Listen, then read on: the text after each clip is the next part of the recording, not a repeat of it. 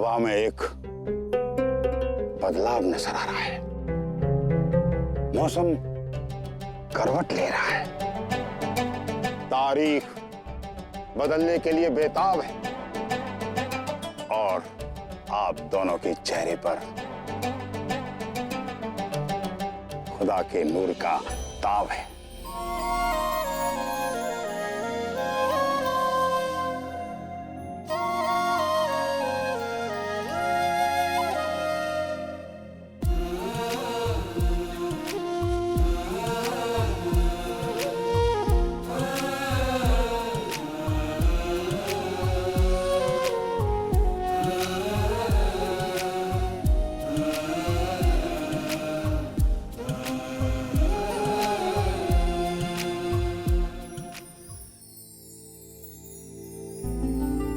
कहते हैं जोधा बेगम कि अगर यहाँ दिल से मुराद मांगी जाए तो अल्लाह उसे ज़रूर पूरी करता है।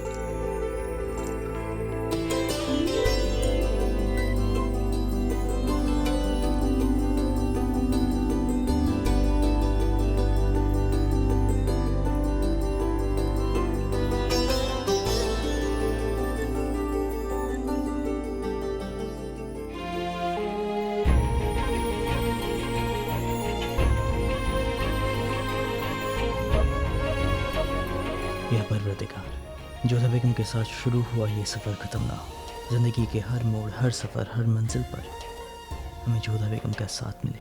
हे ईश्वर, शहंशाह की हर मनोकामना पूरी करे।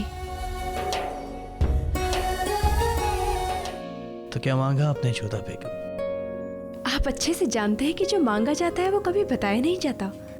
फिर भी आप हर बार हमसे पूछ लेते हैं। हम नहीं बताएंगे। अगर हम आपको अपनी मुराद बताएं तो क्या तब आप हमें बताएंगे? उसकी कोई आवश्यकता नहीं है। हम जानते हैं कि आपने क्या मांगा है। क्या? कैसे? क्योंकि शहंशाह आप मन में भी इतने उच्च स्वर में बोलते हैं कि हमें सब सुनाई दे जाता है। झूठ है ये, आप बस बातें बना रही हैं। अरे नहीं नहीं, हम बिल्कुल सच कह रहे हैं। हमें पता है कि आपने क्या मांगा है। तो बताइए हमने क्या मांगा है?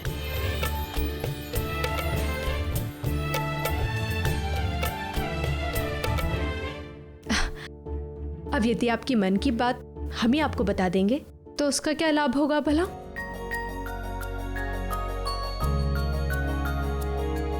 क्या वाकई जानते हैं हमने जो मांगा है?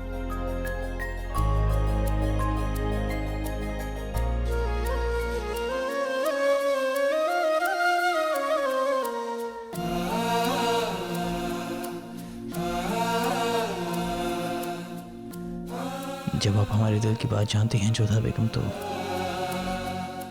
अपने दिल की बात भी कह ही देती। जोधा बेगम,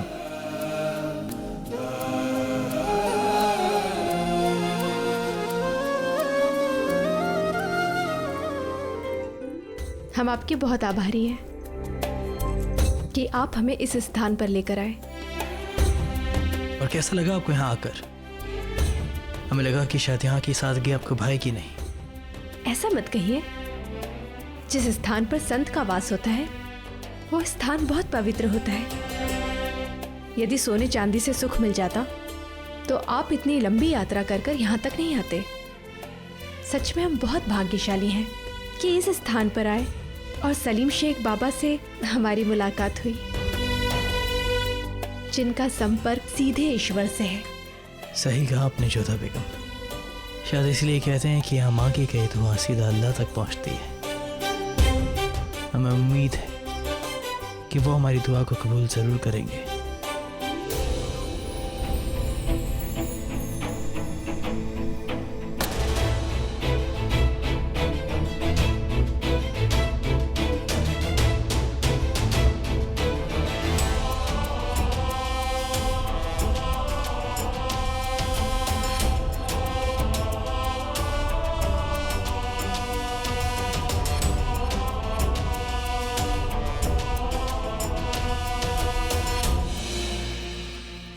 ताज्जुब हुआ आपको यहाँ देखकर रुकैया बेगम, मगर आप तो हमारे साथ आना ही नहीं चाहती थी। हाँ जलाल, लेकिन जब हमें पता चला कि सलीमा बेगम भी आपके साथ नहीं आ रही तो हमने सोचा कि आप इस सफर में अकेले रह जाएंगे, इसीलिए तो हम। अकेले? शायद किसी ने आपको बता दिया रुकैया बेगम की जोधा बेगम भी हमारे साथ आ रही हैं। हम जानते हैं वो आपके साथ है, इसीलिए हमें यहाँ आना पड़ा। इसीलिए हम समझे नहीं रुकैया बेगम। सब जानते हैं जलाल कि आपकी और जोधा बेगम की बनती नहीं है, और इससे पहले भी जब आप जोधा बेगम के साथ अकेले गए थे तो आप पर शेर ने हमला किया था, इसीलिए आज हमें यहाँ पर आना पड़ा।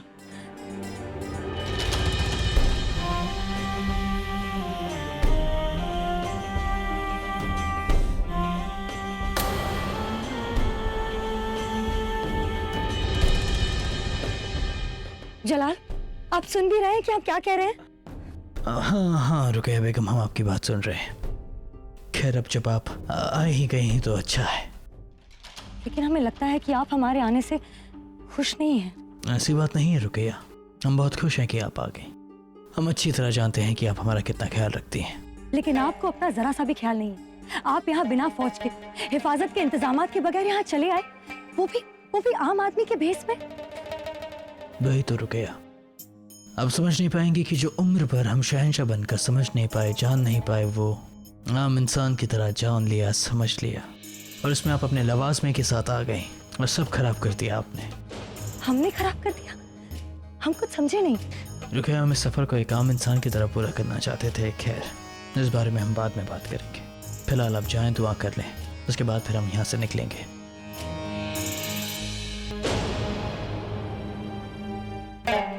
इसको गरीबों में बांट दो, जाओ।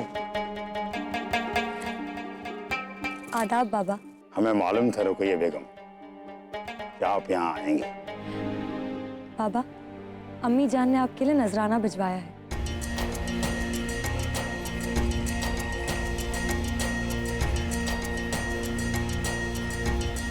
नजराना वो देने वाला है इस मुल्क को, इस दुनिया को।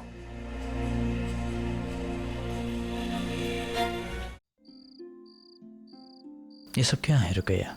आपको देखकर महसूस हो रहा है कि आपको आराम की बहुत जरूरत है, इसीलिए शहंशाह आपके लिए इंतजामात करवाए गए हैं। या अल्लाह, आप अभी हमारी बात नहीं समझी है।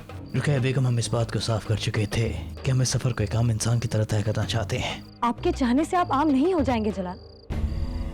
आप एक शहंशाह हैं और आपको शहंशाह की शान के मुताबिक ही सफर करना होगा। और अगर ऐसे हालात में आपको किसी ने पहचान लिया तो आपकी और आपकी बेगमात की क्या इज्जत रहेगी? बेगमों को बेगमों की तरह ही पेश आना चाहिए। आप हमारे साथ इस सफर में आना चाहती हैं ना? बेशक। तो फिर आपको ये सफर हमारे मुताबिक करना होगा, एक आम रियाया की तरह।